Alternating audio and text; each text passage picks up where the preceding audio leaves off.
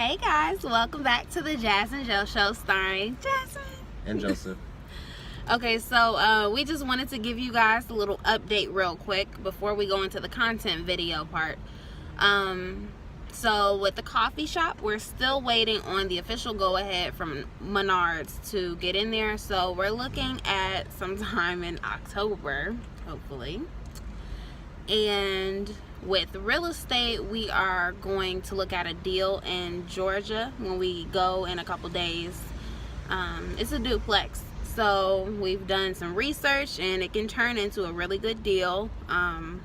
We just have to figure out some more information, and then we'll let you guys know how that went. And then last week we met with our pastor, and the meeting went awesome, and we are super excited to help the church in any way that we can. We're definitely looking forward to helping the church get out of debt faster. And then, was that the only update? Am I missing one? The website. Oh yeah, and then the website, our website, we are going to be redoing it so that it can be a better reflection of us and our business and kind of our personal lives too. So we're going to be updating that, and we'll keep you guys in tune with everything. So happy Monday. And our content video will be about selling is helping today. That's the title. And basically, we've been getting a lot of people approaching us about business and opportunity, and some people just don't have business etiquette, to put it plain and simple, because you can't just help somebody how you want to help them. You have to help them how they want to be helped. Now, to do that, you have to ask people questions, and you have to ask them, what are they looking to do? What are their goals? Things like that. Yeah, so, and another reason why we wanted to talk about this topic is, which is selling is helping, is that I've been running across a lot of people that don't want to become a business owner or entrepreneur because they hate selling, or they don't like selling, or they don't like to be sold. And I kind of understand why. I feel like a lot of people have had bad experiences, including some people at car dealerships. And, you know, that whole selling process kind of puts a bad taste in their mouth.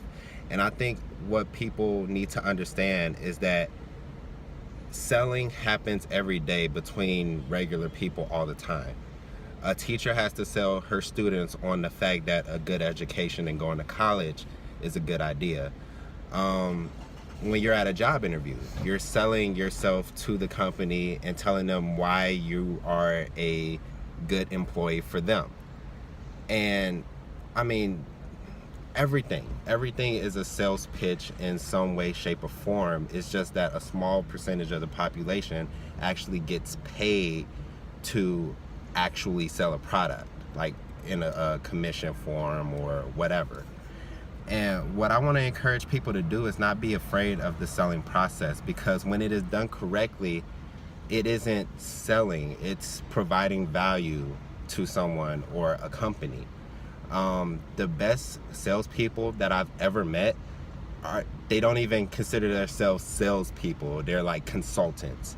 And I'm telling you, like, it's people that can charge a consultation fee of like $2,000 and more because they are so good at what they do. But at the end of the day, they just sold you. They're no different from a salesperson. They're just better at providing value. And if you are already an entrepreneur, ask your clients questions to figure out how can you provide more value for them. Because if you can provide more value for more people, you're inevitably gonna get paid more because you're providing more value.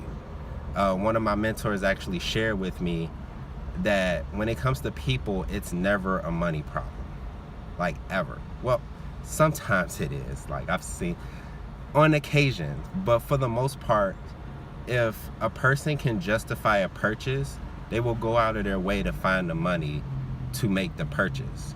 Like, I'm pretty sure half of you that's listening to this have bought a car that you would not be able to afford it if you had to pay for it cash.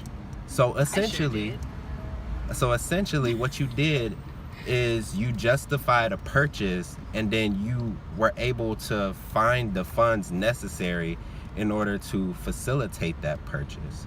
So, and for those people that get furniture from Rent-A-Center. It's crazy because I know who she's talking about. But Come on, keep going. But basically, yes, like, provide value for people, and they will.